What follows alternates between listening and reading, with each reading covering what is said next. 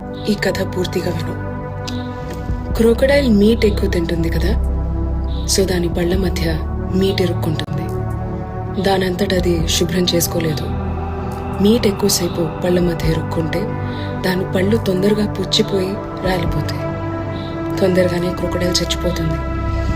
అందుకని రోజుకి కొన్ని నిమిషాలు అది నోరు బాగా తెరిచి పడుకుంటుంది.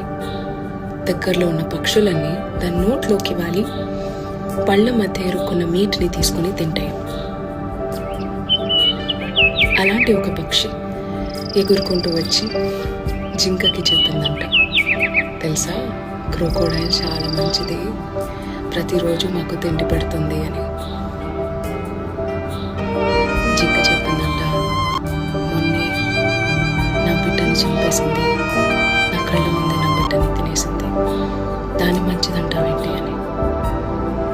ఆ పక్షి వాదిస్తుంది, లేదు అలాంటిది నేను నోట్లోకి వెళ్ళి కూర్చుంటున్నా, నన్నేం చేయట్లేదు అని. బేసికలీ జీవితంలో క్రోకోడైల్ లాంటి వాళ్ళు ఉంటారు.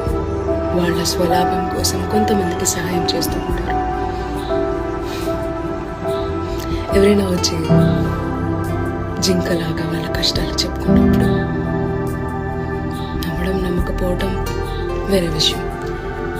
కనీసం విని అర్థం చేసుకునే ప్రయత్నం చేస్తే బాగుంటుంది. ఒకళ్ళకి మంచిగా ఉన్న వాళ్ళు వేరే వాళ్ళతో చెడుగా ప్రవర్తించగలరు అనే సత్యం తెలుసుకుంటే బాగుంటుంది.